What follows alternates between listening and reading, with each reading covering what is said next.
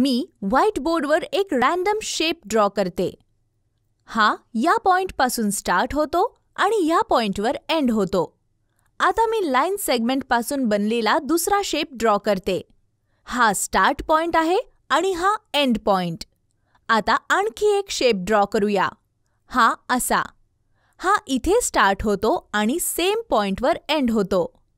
त्यानंतर आपल्याकडे एक सर्कल देखील आहे, जो एका पॉइंटवर स्टार्ट होतो आणि सेम पॉइंटवर एंडही होतो. किंवा त्याच प्रकारे स्क्वेअर सुद्धा एका पॉइंटवर स्टार्ट होतो आणि सेम पॉइंटवर एंडही होतो.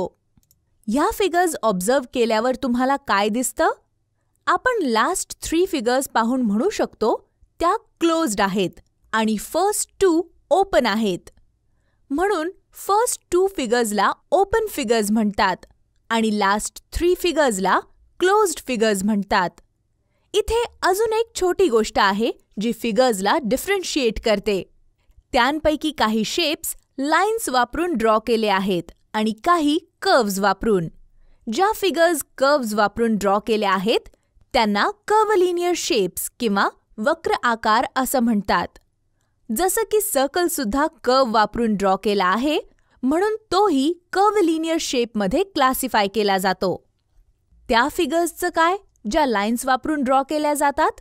त्यांना सिम्पली लिनियर शेप्स किंवा रेखीय आकार म्हणतात. इथे 3rd आणि 5th फिगर्स सुद्धा लिनियर शेप्स फॉर्म करतात.